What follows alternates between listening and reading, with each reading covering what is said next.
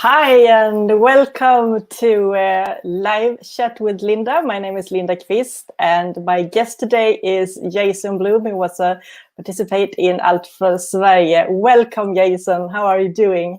Hi, thank you for having me, Linda, and excited to be here with you today. Thank you.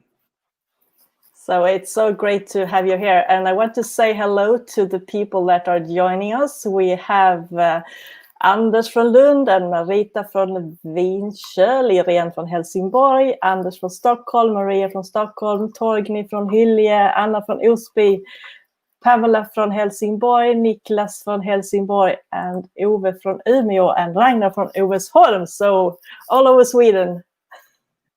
So nice to have you here. Welcome and hey. Hey. Yeah. So I will start to ask my guests, where are you at and where did your ancestors come from? So where are you at, Jason? Well, my family originates in Skåne, and we kind of go back all the way to the 1600s, and we can trace in the Skåne Österlen region. One of the highlights on the show was my great grandmother Boel, who moved eventually to the big city of Ystad, and previously, we traced her outside to some small villages or farmland outside of Ystad. And so today, my family lives throughout Sweden. The majority are probably in Skåne, but we have family up in Stockholm area, Göteborg, and throughout other areas throughout Sweden. So I've been very fortunate to meet most of my family in Sweden. There's still quite a few that I still haven't met as of yet. And I've been going back to Sweden every year since the show, with the exception of this year, unfortunately, due to the COVID-19 situation, which I'm really sad about. I didn't realize how much Sweden means to me until I'm restricted and not able to go. Yeah. And then, so I couldn't imagine that, the situation would have happened at all this year. And it's heart-wrenching because it's become a tradition for me to meet up with the family down in Skåne for midsummer every year. So this is my first midsummer since being on the show here in Los Angeles, and I ended up doing with my family. It was so amazing. Is we had a virtual Zoom midsummer this year. So we had some relatives from Australia, and Finland, and Denmark, and United States and Sweden participate. So it was a lot of fun. Everybody kind of like was very festive. Had their flower crowns on, and unexpectedly, I had a cousin that was moving from Colorado to Hawaii to live, to get ready for her marriage with her fiance, who lives in Hawaii, and she got grounded here in Los Angeles because she had her dog with her, and then they changed the requirements. And as far as what was needed to fly on the plane. So we were together and we got to bond for 4 days here, 4 or 5 days here in Los Angeles, while she had to get some paperwork together for her dog. And we got to celebrate our first midsummer together, which was really fantastic. And what was really interesting is that she is a performer. She's an aerial acrobat and a fire performer, where you sing around the fire and dance. Yeah. And she also goes on the beautiful silk cloth and then does acrobats. And she actually has been performing in Colorado at their midsummer that they've been having, that they do out there. So they invited her to again this year to perform for midsummer. And then of course she had her wedding, so she wasn't able to go. And then on top of it all, this year the COVID-19, so the midsummer didn't take place in Colorado, and which is across the U.S. I think that had happened, and I think What a lot of Swedes may not know in Sweden is how passionate Swedish Americans are about their culture, and to preserve it here in the U.S. and pass it on to their future generations. So I'm fortunate enough to belong to an organization, a fraternal organization here in Los Angeles, where we help to keep that alive. We have a summer school that we put on. Excuse me, not summer school, a summer camping group that we put on, and it's open to everybody. You don't have to be Swedish to be a part of it. Anybody that's interested in learning about Sweden and Scandinavian and Nordic culture. And it's summer camp. I'm sorry, I couldn't think of the word, summer camp. And of course, I was canceled this year. But not only do we put on a summer camp, they do a midsummer here. We do a host Marknad, and we also participate, a lot of the people in my organization, in the local Svea Yule board, Okay. Marknad, that they have out here. And so that it's really fun, a really great group of people. And I actually joined before when I was trying out for the show, I had found this group. And so I had joined the group and been part of it and met so many wonderful, wonderful people. So the desire here in the U.S. for Swedish Americans to find their family is very great here. And I hope everybody in Sweden knows the American Swedes are looking for you just as much as you're looking for us over here. So don't give up hope. And I think with today's genealogy websites that we have, like Ancestry and some others, it's so much easier to help you find your family abroad. And if you don't speak Swedish, you can still find ways to do so. And there's a lot of great American genealogists and as well as in Sweden that can help you with that process. Yeah. So I love the new traditions that I found and in Sweden, and I'm sharing it with my family, whether they like it or not. So I'm sure they get a little crazy with cousin Jason. Always, hey, it's Canal Boulard Day, and stuff like that. And some of them are right along with me, and they enjoy it. And there's others that they identify more as American, and they really they're not interested, or it hasn't really come across to really think about their roots and their heritage. So, and I think a lot of that has to do with primarily maybe your age, or if you have a family member that's really into your heritage and they pass it along to you, then it really instills it in you, and then you want to share that too as you learn more about your family and your history. Yeah. I was going to ask you if you joined this Svea group before you went to Sweden or after, but you joined them right before you came to Sweden. So yeah, well, the name of the group that I belong to is called Vasa Order of America. Okay.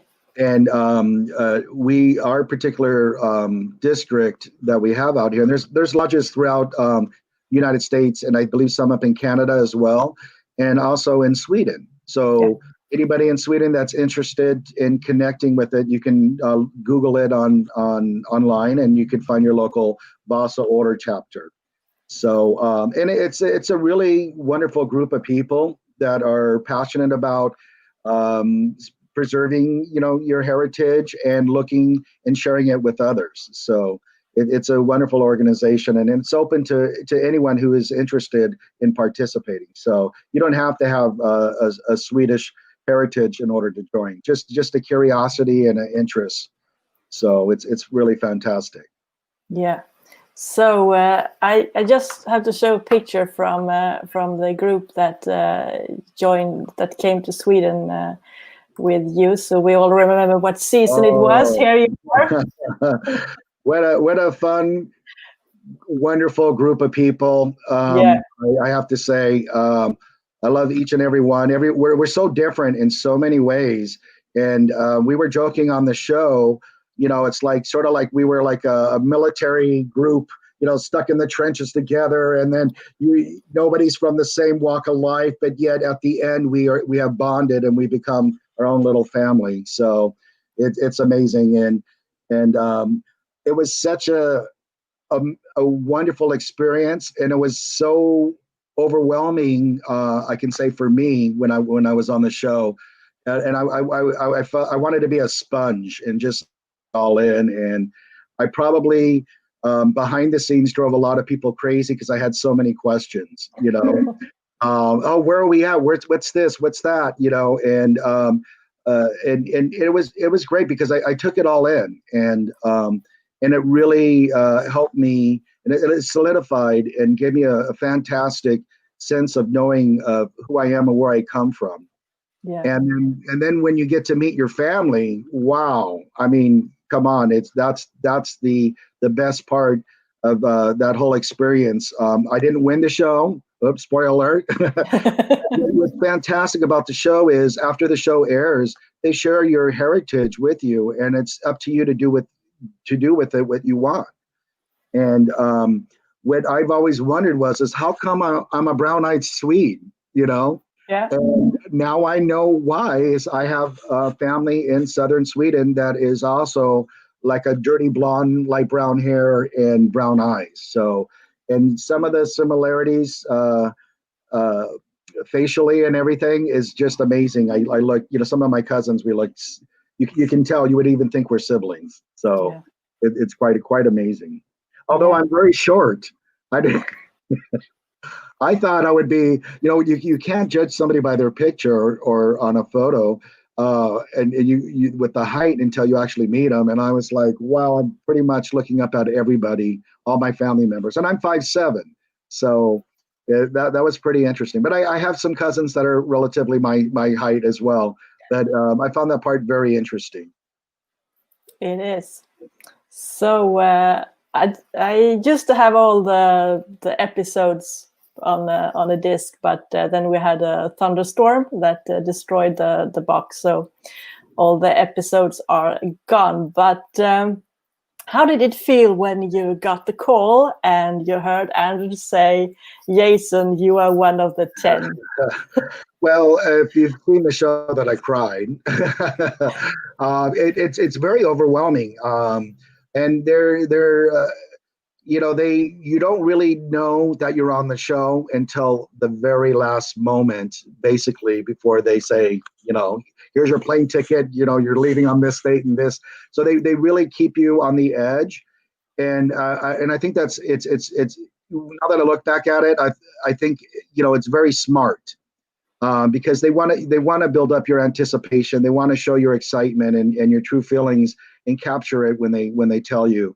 And it was overwhelming. It was fantastic. And I started off wanting to go on the show originally, for my uncle who had passed, during the process when I was applying for the show, and for my mom who had passed at that point 14 years ago. And I was doing it for everybody else, but it ended up being for me. So it was a really fantastic journey. Yeah, and you came into the harbor of Gothenburg on this really old wooden sailing ship, right? Oh my gosh. And I don't think what most people really know is we were really busting our butts, and we were hoisting and taking directions, and I even had some blisters that I got from holding the rope. It was so exhilarating. It was amazing. And it was actually one of my hopes is that, because they had asked us, if you were to, when you come to Sweden, how would you like to arrive? And that was one of the things that I said it would be amazing to sail into Sweden. And we actually got to do that. And we were literally sailing on the boat, and it was fantastic. Some of us doing a little more work than others, but I won't tell. No, but it was a lot of fun, and it was an immediate bonding for us as a cast, and that was our first time where we were just together and working together and getting to know each other, and it was really fantastic. And I can't tell you how emotional it is when you first touch ground in Sweden, when you've never been there before. And I think for all of us on the cast, and probably all the seasons, it was just overwhelming and full of joy, and very emotional and very personal. very personal for each one of us in our own way. Yeah. So we have some more people that says hello. We have Anna Dean. Hi, Anna. Said, I know Anna. Hi, Anna. Yeah, How are you? Anna's amazing. She does all of the family trees for all of us that they give us on the show. Yeah. And her artwork is just beautiful and fantastic. And I treasure it so much, Anna. Thank you. Thank you. So, and we also got a message from Åsa, who apparently is a DNA cousin with you. Really? Hi, Åsa. Wow. Well, Åsa, hi. Wow, fantastic. You have to message me. Because I've done DNA testing and I found some relatives. I have a cousin, Joran, and I think he's here somewhere, I hope. And he only speaks Swedish, so we've been communicating back and forth through translation. And my little bit of Swedish that I know, which isn't very much. Yeah, was that perhaps Göran from Linköping? There he is. That's Joran. Hey, son, cousin. So, and we got a question also. It's Ove who asked, "What did you dislike about Sweden? Was there anything you didn't like?" Oh wow. Okay. That's a tough question. Because each time that I've gone to Sweden so far, it's to see family and friends and relax. And I guess the only thing I hate about Sweden at this point is the jet lag I experience when I come back to Los Angeles. So I'm sure I'm sure there may be things that I may not like in Sweden, but I think what it is it's hard to really say there's something that you don't like. It's just cultural differences. And understanding. And I think, when you are learning about your heritage, you have to have an open mind. Yeah. And you have to really absorb and then ponder, why do the Swedes do things this way and we do this way in America? Because, I am, American, no matter how much I want to say, oh, I'm Swedish and Nordic and all that, I'm still American because I have the American experience. Exactly. And I guess I don't have that Swedish immersion experience, and that would only happen, I think, if to immigrate there or to reside there, have a residency there. Then you can probably look at it a little more, and then have a better understanding of things that you don't like, and things that may not you feel that don't work. But that's a good question, and I honestly can't really say anything at this point because I am so homesick for Sweden right now. I can't say anything bad at all. I miss being there. So we got another question as well. When your ancestors came to the US, where did they live and what did they work with? And did they save any memories or documents from Sweden? Wow. Okay. This is a very good question.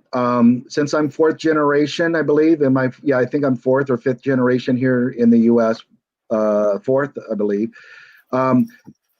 We were my immediate family. My grandparents were disconnected from my family in where we originally immigrated to. So I guess I have to digress a little bit.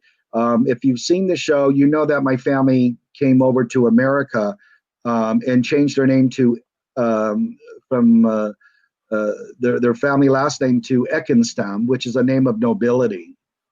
And so right away, I think my forefather, who immigrated here to the U.S., had an immediate sense of prestige here in the American Swedish community. But what they didn't really share on the show is that my family member had converted to Mormonism, and that's how they got passage to America. So there was a large, there's a large number of Swedes and Scandinavians and Northern Europeans that had converted to Mormonism in order to get passage to America and to come abroad. And so I believe what happened is that they sponsored them, paid for their transportation, and as soon as they arrived in Ellis Island, they would there was somebody there waiting for them at the train and brought them over to Utah. And that's where my family heritage starts off here in in the United States. And they lived in a Swedish community in Utah. And then eventually, as they immersed within the American Mormon community, they would spread out through Utah and the rest of the United States. So as far as documents and everything, I'm very fortunate because the Mormon church keeps really good ancestral documents. In fact, a lot of Americans, it doesn't matter which where you come from or what your nationality is, the Mormons will document and archive all of the history that they can find on anybody who, especially who is in the Mormon church, but they also branch out outside. And I believe Ancestry might have some ownership through the Mormon church, and they're sharing it, and they've really built an incredible database for everybody to see. So, long story short, my grandparents left the Mormon church, so we were sort of, I guess, semi or somewhat ostracized. So we only knew a small portion of our family once they left the Mormon church. And that's where the disconnect of not knowing my Swedish heritage and who they are is due to that. But I've reconnected. I found a lot of family here in the U.S. and I have some relatives here that are into genealogy as well, and that have helped find more family. My cousin Carmine,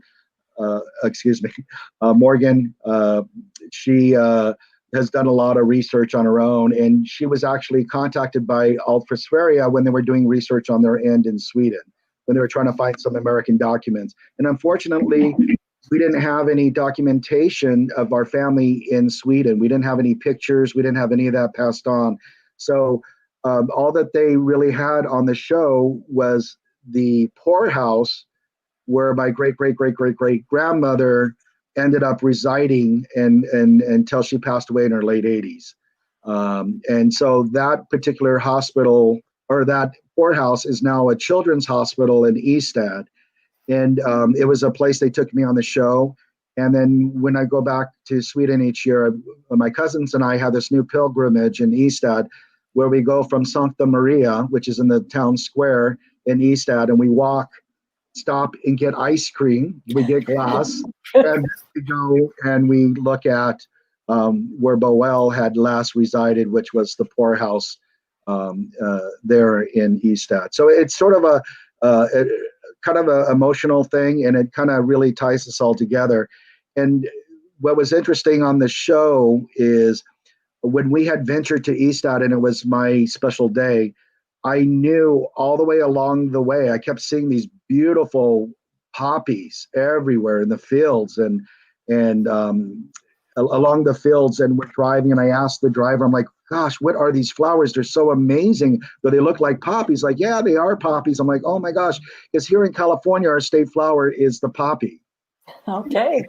So, and it's an orange in color. So I've always loved them as a kid, and I always was, growing them in our garden and around the house. And that was just something that kind of like, it was so weird seeing these poppies. And I felt something special when we ended up in the square before Sankta Maria, and it was just this amazing feeling. And then to be told, this is where your family comes from, this is where we trace them, and they lived here and everything. And it was just so weird. It's like, how do you kind of sense that? Is that like a tuition or something? I just felt it. And I was so excited. But as far as documents in Sweden, it's more like finding the family there, and they're sharing their family photos and everything. Those are the documents that I'm aware of and that I know now, and that are very important to me. And along with all the photos that I've taken, those are, I've shared them with family and friends and post them online.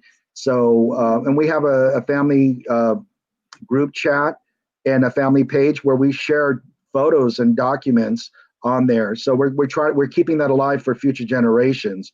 And it's a wonderful question that he had. And so I think preserving and sharing and passing on your documents to future generations is one of the most wonderful gifts that you can give to future generations. Yeah, and I think that's why we love to doing genealogy and family history research as well, to remember the people, because if we don't do that, then just a couple of generations, they will have been forgotten. But we like keep their memories alive. Yeah, I think that's it's wonderful, and for me and my family situation, we've lost a lot of family photos. And what's fantastic now is the age of, we're in the digital age, so you don't have to worry about photos being lost to a fire or anything else. You have other formats that you can share, and also on social media, basically once you post a photo, it's going to be there forever. So it's sort of a way. And one of the interesting things is my cousin Morgan, my cousin Agneta in Sweden, they save documents into the genealogy websites, so it's saving it then and there for future generations. So that's I really appreciate that. And the key thing is when you have active family members that is and are interested in genealogy and preserving it for the future generations, they are really the keepers of your family history, and they're the ones perpetuating it and saving it on an onward and forward basis. And I think it's really important when you live in a country like America, where we are a hodgepodge of ethnic groups and people mix and have different ethnicities. And it's so wonderful to have and know a little bit of each about your heritage.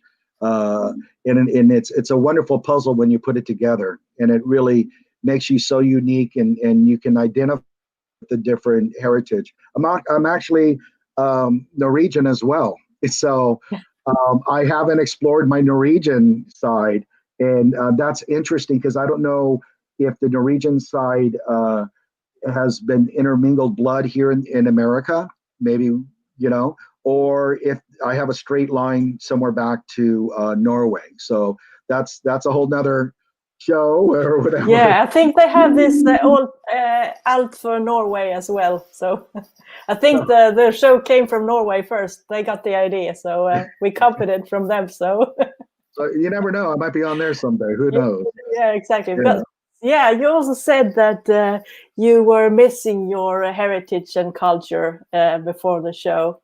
And how do you feel about that today?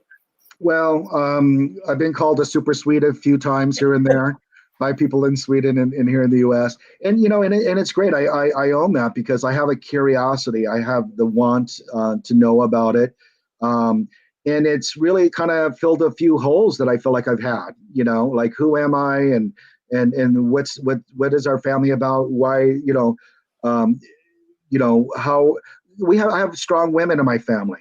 And after going to Sweden and seeing how the Swedes are, and knowing the history of my foremothers, it's quite interesting because they were basically equal in a lot of ways in providing for the family and keeping the strength, and persevering and such. And so it really taught me a lot, and it actually taught me a lot about my mother as well. So I know where she got her inner strength from. Yeah. So last week I had two ladies here. It was Lena and Hjördis, and they have a question for you. And I think I'm going to play it for you now. So we will see what you have for answer to their question. Ska jag läsa, Hjördis? Ja, gör du det. Vilken släktings öde har berört dig mest? So, and for people that don't know Swedish, it is what relative's life story has touched you the most? Well, I am gonna have to go with the the matriarch, I guess, of our family in Sweden, which was Boel, and to see the difficulties she went through, being a single mother and then having children in wedlock and then out of wedlock, and how she was there for her whole family. There's a story in there where one of her children had, I believe, stolen some bread, and then out of hunger and out of, they were very poor, and they were basically working on the farms. And so his punishment was for his mother to give him lashes in the square. Yeah. And the sad part about that is it probably took place right in front of Sancta Maria in Ystad.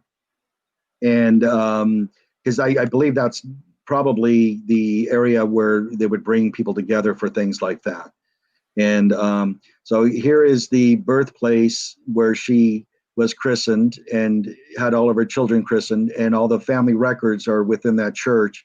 And then yet she is punishing her son for something that he was doing for the family to bring the bread home. Look, Mom, I got some bread or something. But he stole the bread. But it's so sad to see that it was an unforgiven kind of punishment, instead of like, okay, you need the bread, why don't you do some work to earn the bread, as opposed to punishing him in the court. I kind of felt like it could have been dealt differently, but then again, those were the times. And so it really touched me to show that life was hard in those days. Life was tough. You didn't know where your food what your next meal would come from, and she's trying to support her family and her children, and to see something like that, it broke my heart. It really did. And because I could never imagine a parent having to do that to their child. I think that the parent would rather take that themselves than to have to lash their own child. So that was one of the things that kind of like really touched me in many ways, and just really makes you appreciate what we have in the modern day, and where there are organizations and things out there that can help families that are poor and may not have the means to feed themselves. So, and it's really hard to fathom, because we have all that nowadays, to look back and see something tragic like that happen to your own family is, it's heartbreaking. Yeah, it is. I was talking about food. How do you like the Swedish food? What is your favorite? Well, as you can tell, I love to eat. I used to cook a lot. At one time, I wanted to have my own restaurant, and my grandmother on my who had on my father's side had owned a restaurant before, and my mom cooks, and I found out a lot of my family in Sweden, they love to cook, and I have family members here in the US that love to cook. So that has always been something I think that we've all, my family would connect with. However, Americans' appetites is a little different than the European appetite, and in Sweden. And I didn't grow up eating a lot of fish as a child, but there was something strangely familiar with everything when I tasted and tried everything. So my cousin Jimmy Diros in Sweden, he has a beautiful fiance, and she is a magnificent chef, and she prepares all of the food for Midsummer each year. So she does all the different sills. And they're very amazing. And she even does a sill cake, a cake with fish on brown brood, and it has radishes on top, and then it has. Are you familiar with that, Linda? Yeah.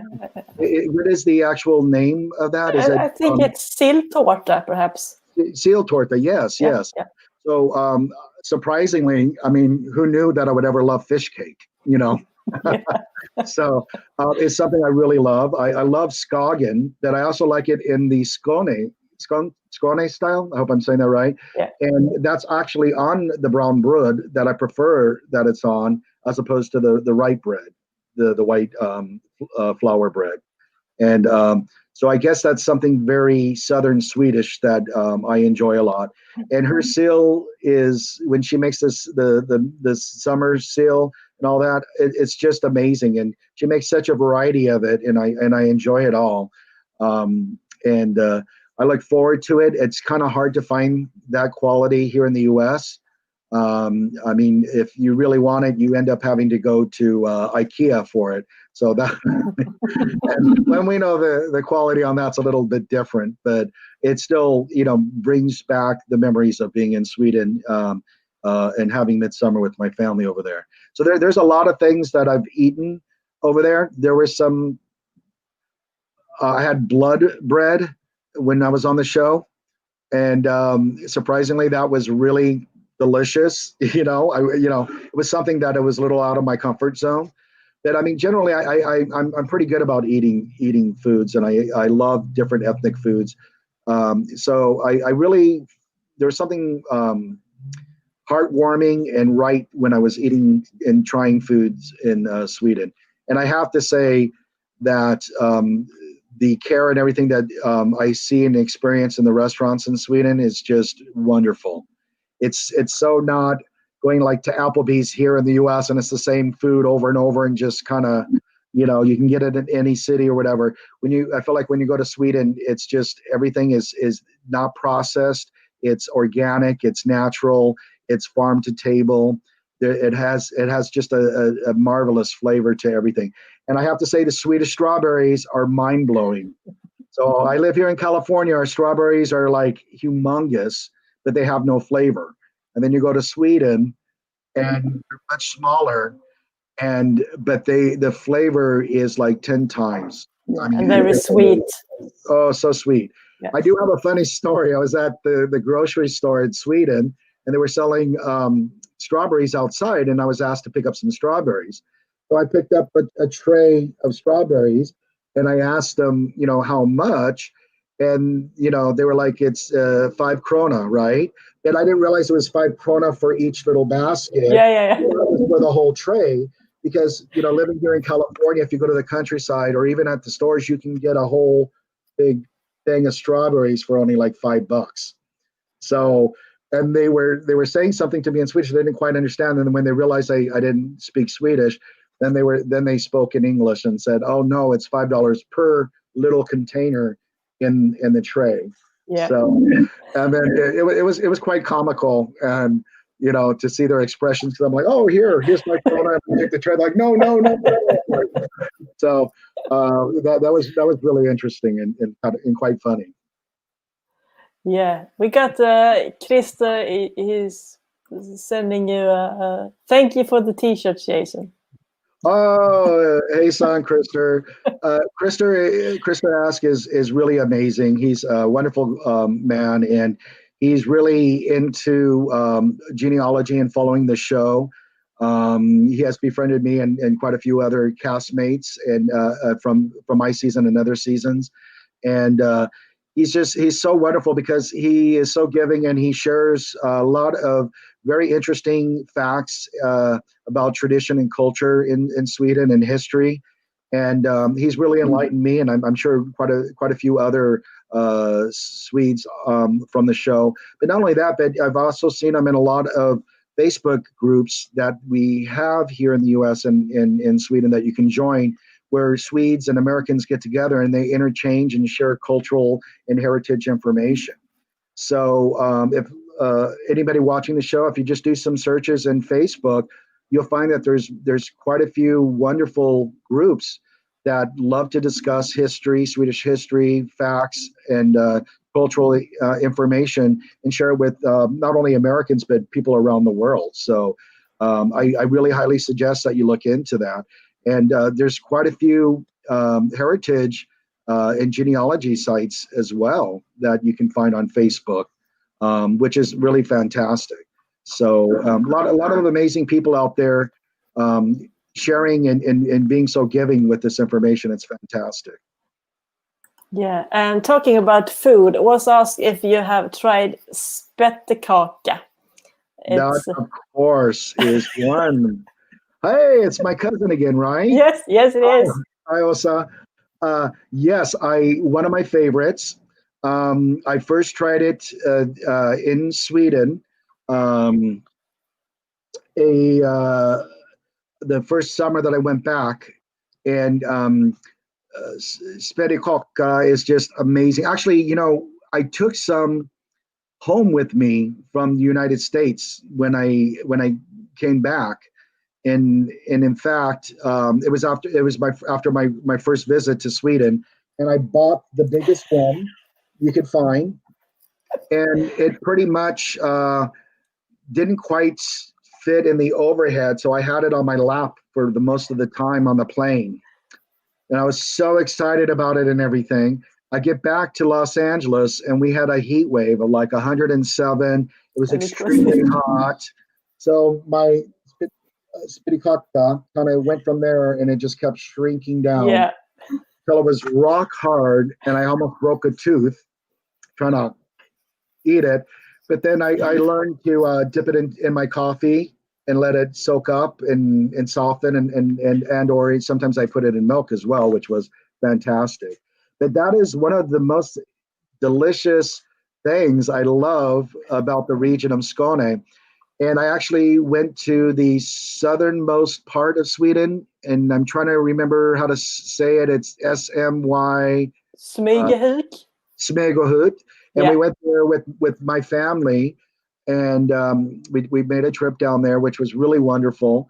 And I had bought some when I was down there as well. But it's something that we have at Midsummer each year, and it's basically the world's largest meringue cookie, if you will. I mean, that's how I look at it. And I love meringues. So, but it has a very unique flavor because I believe they put some other perhaps spices or something in there that makes it genuinely unique from any other meringue that I've ever had. So it's sort of sweet and savory at the same time a little bit due to the spices, but I love it. It's fantastic. So Åsa, we're going to have to go and get some Spirikaka when we meet up next summer when I come to Sweden. So the fact that they asked about Spirikaka, that must mean that Åsa is also from Skåne as well. Yeah, she is. She lives quite close to me, so we usually meet, but not during these times. So. Oh wait, so you're friends with Åsa? Yes, I am. Oh my gosh! Wow, that's amazing. What a small world. So, well, see, now I'm kind of like really connected to you, Linda, too. Yeah. So that's one thing that's really amazing about Swedes is I've met family members and then I've met these wonderful people that have sort of become like family-like. You know, you're just so close to, and it's amazing. So I've really widened my family up in Sweden, not only with actual family, but with lots of wonderful friends over there as well. Yeah, and Uwe also have a question. Do you still have contact with others from the series from Allt? Yes. In fact, I shared the link earlier this morning over here, which is evening over there for you guys, with some of the prior castmates. And I wouldn't be surprised, Uwe, if you see some others from Allt for Sverige participating with Linda on this show. It's a wonderful format, and I think it's great that you're getting everybody fired up and excited about their family heritage. It's in genealogy. It's great. It's especially right now during the COVID-19, everybody has all this free time too, and I think there's a lot more people getting involved in it and participating and looking up and sharing their family genealogy with other family members. Yeah, I really love the show, and every year I hope that this year will be the time when someone that's related to me will be on the show, but not yet, as far as I know. I haven't found any relationship to anyone yet. So, but well, with your last name Kusin, there's got to be another Kusin out there for you in the U.S. Yeah. So Linda, I'm gonna have you. Are you actively looking for family that may have left Sweden to come to Canada or U.S. or Australia or other parts? Yes, I have been, and I actually found them. They are in a lot of them are in Minnesota, and it was quite funny because when I started doing genealogy, or all my life, I heard that we don't have any family that emigrated. And it just took me like a month to find the first one that emigrated to the US. And I finally found them in Minnesota, and I contacted them, and they had heard the same story. There are no relatives left in Sweden. Wow. But so Yeah. when I first contacted them, they thought I was kind of doing trying to do a trick or something like that. They didn't believe me, but we kept in contact, and I sent them photos and everything, and then they invited me to the little place in Minnesota. And when we got there the first time, they said, well, she has to be a relative because otherwise she wouldn't have got all the way here. So, but now we had done the DNA as well, so we are definitely relatives. That is so funny that you say that. Is, you know, after the first summer I went back to Sweden, my cousins are like, wow, I wonder if we're really, really, related. So I had my cousin Agneta Digros, she ended up getting her DNA, and we kind of everybody was like double checking. So over here in the US, and also the family that we found in Australia, they did the DNA testing, and it's so interesting because your level of relations to one family member could be totally different than from another family member. And you could be more DNA match with one cousin, and then they have more DNA match with another one than you do. And sometimes you're like, the traces are so small, you're like, are we really related? But then they relate to your other cousins and you relate to them. And then even though it's a smaller percentage, I think it's just the roll of the dice on how much DNA you share with different parts of your family members. Yeah, it is. So one of my cousins calls it a triangulation. So the more family members that get tested for DNA, you can make those connections and try to figure it out. Because it's still not an exact, precise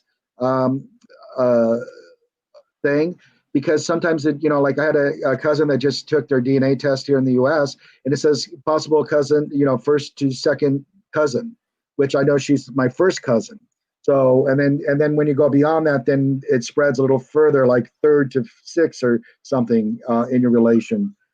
So you need to keep that in mind. And even if you don't match a lot in DNA, the fact that you are matching for some segments means that you are related at some point. It just makes it a little harder to figure that out. Yeah. So we have a comment here from Niklas. Change the rules of the show and keep all until the end and collect points instead, so all can experience all the days. What do you think of the kicking out after each episode? And I think it's sad. Because we feel so sorry for everyone that has to leave, and we feel like, they all should get this family reunion. So, but I think that you know that it's a competition. Yeah. But how do you feel about it? Well, I think if you take that part out, then it's no longer a competition show.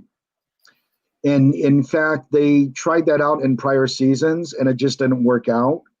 So with the element knowing that you are going home, and when you get sent home, really kind of amps up your emotions and your desire to fight to stay on the show, and it really makes it a whole different experience, because I don't think some people would really take it as serious as it should be. In a way, I mean, we're all there. We want to find our family, but it adds an element that I can't describe. And what it really does is it's like a pressure cooker on the castmates. And then when you take a group of people from different walks of life, different parts of the country, different experiences, at different levels of knowing their family and heritage and such, it really makes us bond, and we bond quickly. And it is truly very emotional when somebody has to go home.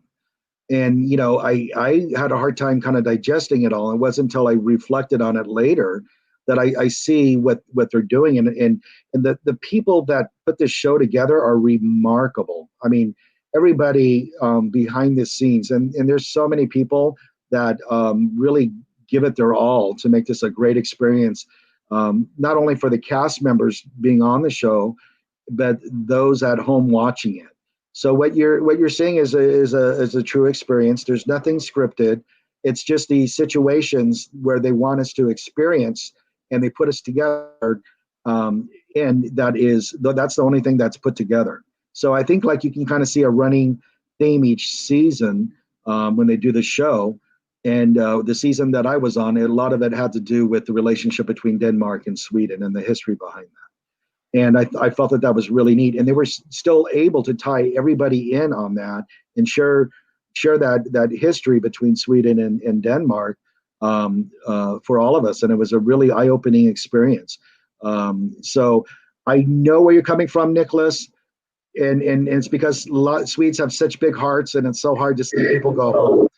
But it's part of the show, and the wonderful thing that you should know is we all get our family information after the show has aired in Sweden.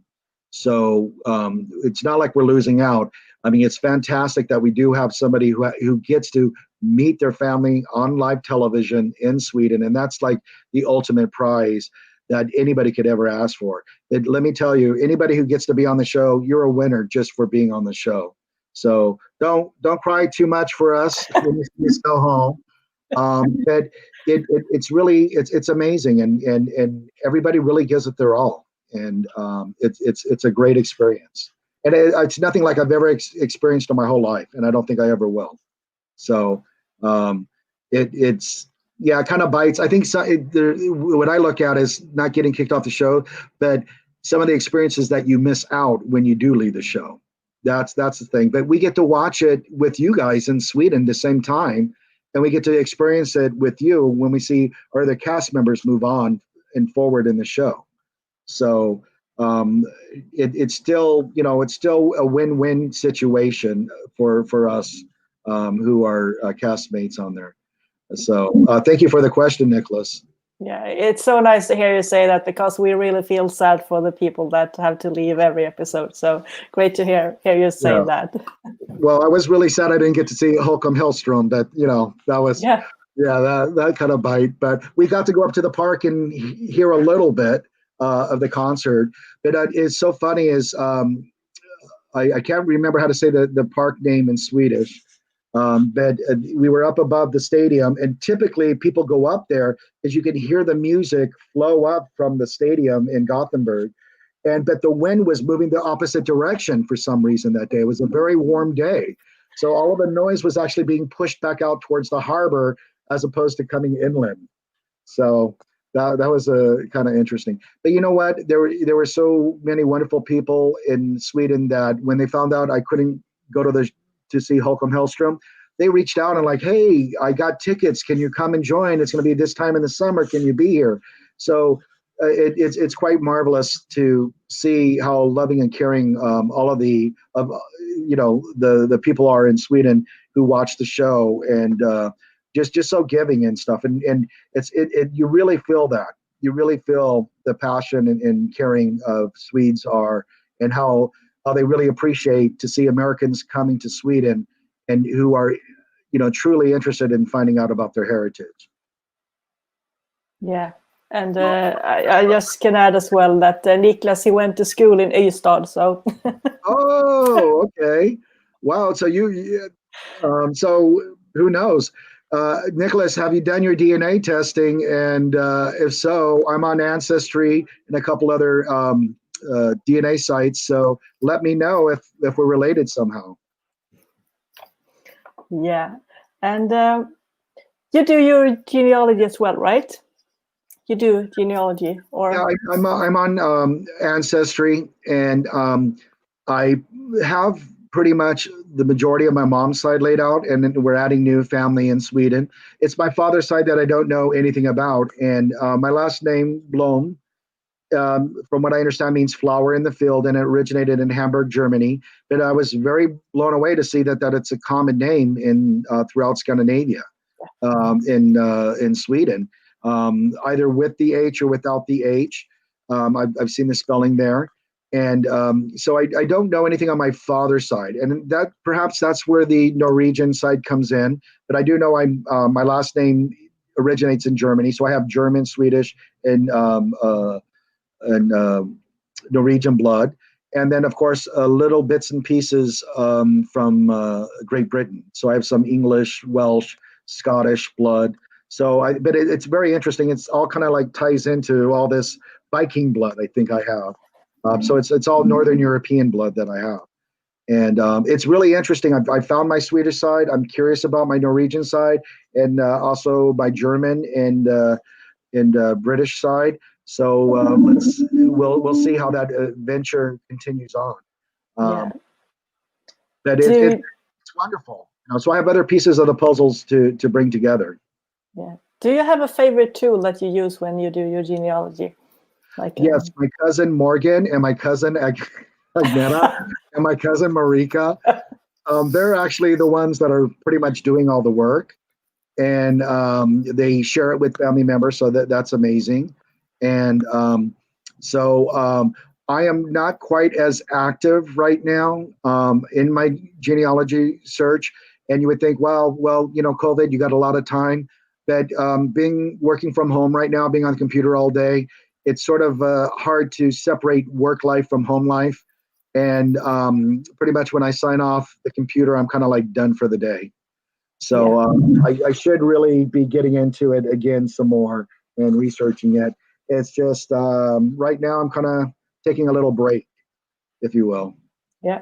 And I think you have to do that, right, Linda? Do you do that as well? You like really put a lot into it, and then you just kind of have to step back and look at it again later. Yeah.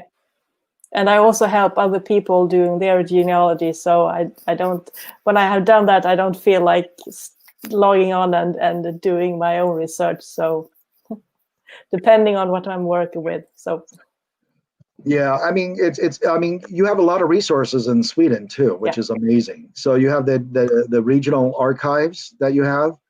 And we were kind of talking earlier about the archive in Lund. Yes. Which was amazing. And last summer I was invited to speak there, and which was a fantastic experience. One of my castmates, Erica Anderson, also participated, and she spoke. We spoke together, and it was amazing because at the archive they have a couple of groups that are involved. And it was due to that I actually found a cousin that came and attended at the archive. And then we got to meet a new cousin and her American husband. Oh. So it was really interesting. And we ended up getting together, and we went to Smokehouse. What was it again? The southern part of Sweden. Smygehuk. Smygehuk. And then and we had some I forget what it was called. It was some kind of giant omelet with bacon in it and Ostakaka. Yes, eggs cake. Äggkaka. Yes. So we had that, and we got to know her and everything, and that was fantastic. And it's like you show up to speak about your genealogy and ancestry, and then you meet another family member there. So it was really fantastic. So I mean, it was one thing that was really interesting about going there in Lund at the archive house was there were so many people there that are so passionate about genealogy, not only for themselves but helping other Swedes do research and not only find out about their family abroad that may have left, but about their own family history within Sweden, and looking into that further and finding cousins. So one thing that I think was very interesting is here in the United States, as your family grows and you've been here for a couple of generations, there's a disconnect that happens between you and your cousins and such. And if one family member is kind of like holding the family together and they pass away, the family starts to break apart a little bit. But then when you have somebody new that comes in and that's interested in bringing the family back together, and they do so, it's a wonderful, and I keep saying gift, and it is a gift to give to your family members and to reunite family members.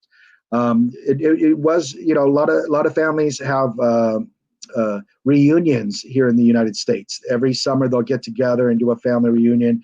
And I got to experience that on one of my grandmother's side, the Burns sides. and that's actually the Scottish side that I have. And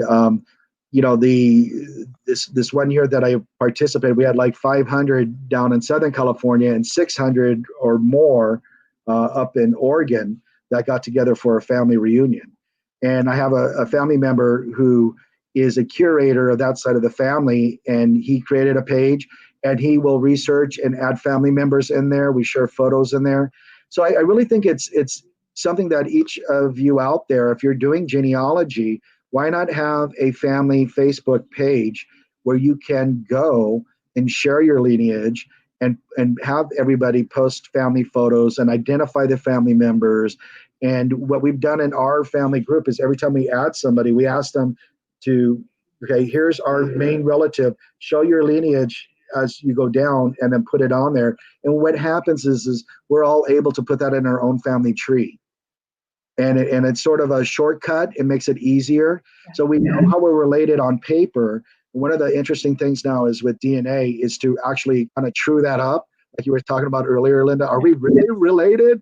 And to actually verify that is interesting. But I think what it also opens up is you may have a lot of half brothers and sisters or aunts and uncles or grandparents. So not everybody is born in wedlock. And as I've seen in my own family, you may have more than one marriage at one time or another due to a spouse passing away or something of that nature. So share it all, get organized. Have a forum and a place where you can share all that information. And a family chat room is really great too. That's a great way to share information with everybody and say hi, poke in every now and then. And we do that. There's some of the family members in our chat room may have left the chat room or kind of mute it, and then they'll go in and check on it when they feel like it. So, and due to the fact that when you start finding family members in different time zones, it could get a little irritating. You're in the middle of the night sleeping and you hear your phone pinging away that somebody just left the chat. So you can always do the chat and then go there and look on your own. So it's really a great way to keep connected once you found your family. Yeah. So Anne-Louise asked, how many relatives do you have in Sweden? Do you know that? Hi, Anne-Louise. Anne-Louise and I are friends on Facebook.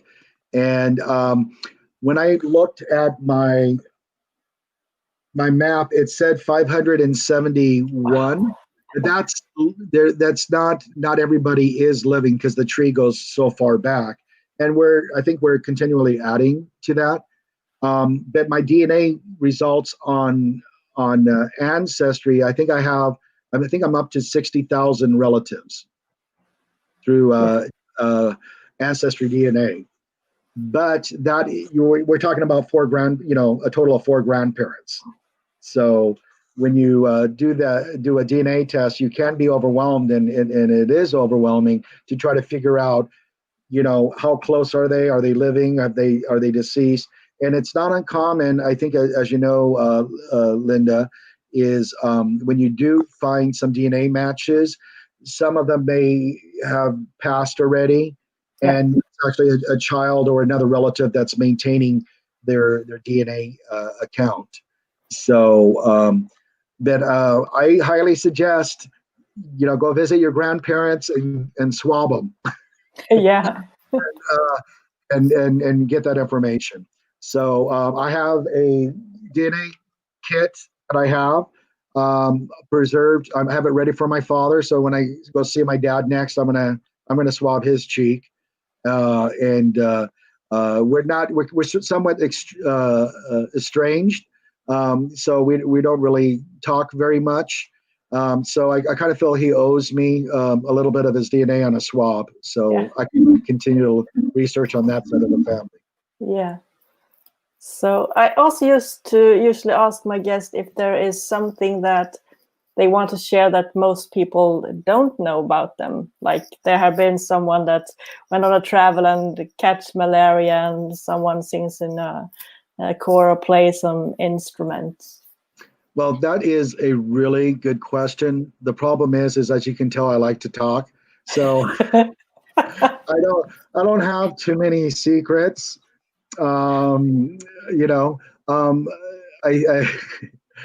So that's interesting. Let me think. Something they don't know about me. Wow. Well, everybody knows I love to eat and I love to travel. And that, wow, I really can't, that kind of threw me for a loop there. Let me think about it a little bit. Maybe we can come back to that one. Yeah, sure. I don't know. Maybe somebody else can chime in, and if you know something that others don't know about me. Wow, that's pretty interesting. I don't know. I'm not quite sure because Yes. I do share. I'm an open book, and I share a lot with everybody. So I really can't think. I'm sorry about the little noises coming in. I'm using my work computer for this interview, so I have these emails constantly coming in. So I apologize. Yeah. So have you learned Swedish? Do you speak Swedish, or because I know on the show you had to learn like hörru du. Yeah. You know, I know a little bit. I love it. One of the things I love to do is when I can't sleep, I'll take my iPad. Okay, well, here's something people don't know about me, I guess, is I like, since I come from a big family, I love noise. I need to have background noise. I need to have music in the background or something. It kind of makes me feel secure. So at night, if I have difficulty falling asleep, I'll take my iPad and I'll actually go to a Swedish lesson or find a Swedish movie, and I'll fall asleep listening to Swedish as a way to just kind of build up my ear for Swedish and how it's spoken and such. And so I do that at night. And I was really into learning about Swedish.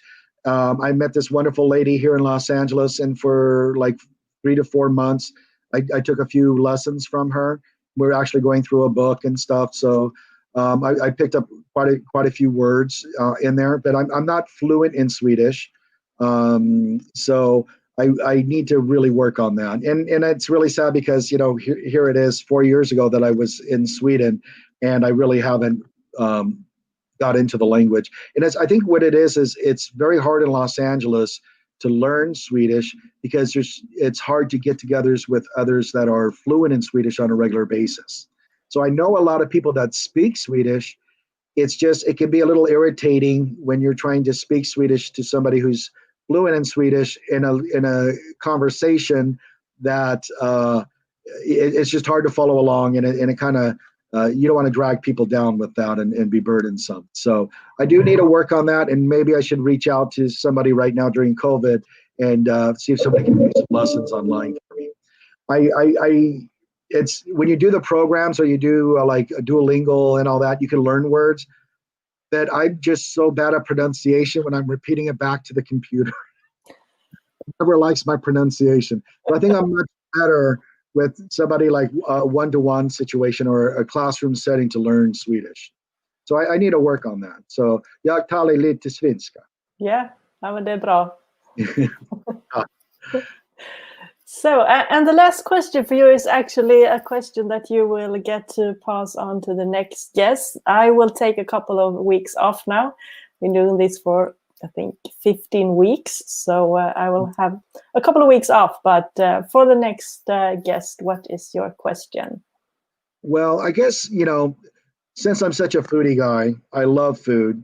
What is your favorite Swedish food, and do you know how to make it? So I think that's a really good question. You know, do you know how to make Swedish pancakes? You know, do you like kanelbullar? You know, what is your favorite thing, and have you tried to make it? I do Swedish meatballs. That's probably one of the biggest Swedish things that I make.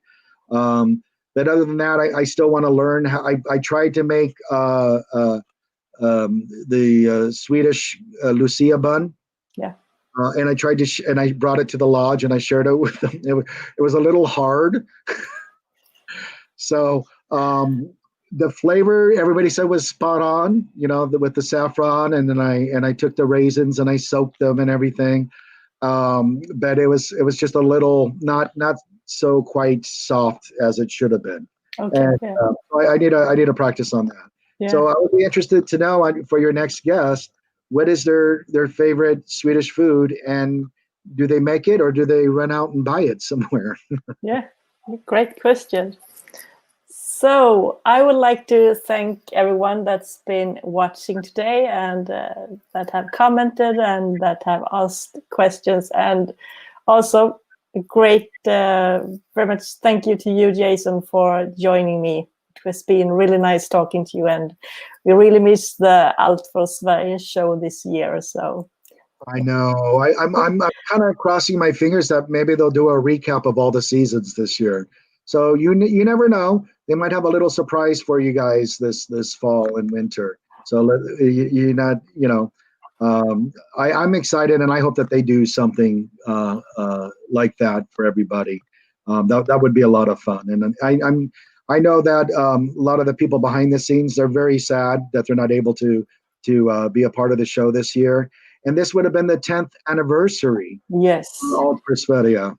So, and as you know, we have 10 years. We have quite a few cast members, and we kind of talk about it behind the scenes with all the other castmates. Is it'll be so fun to have a 10-year reunion with everybody. So, but the likelihood of getting all the castmates together in Sweden or even in the U.S., that would be a really hard thing to do, but it would also be a really fun thing to do. it would.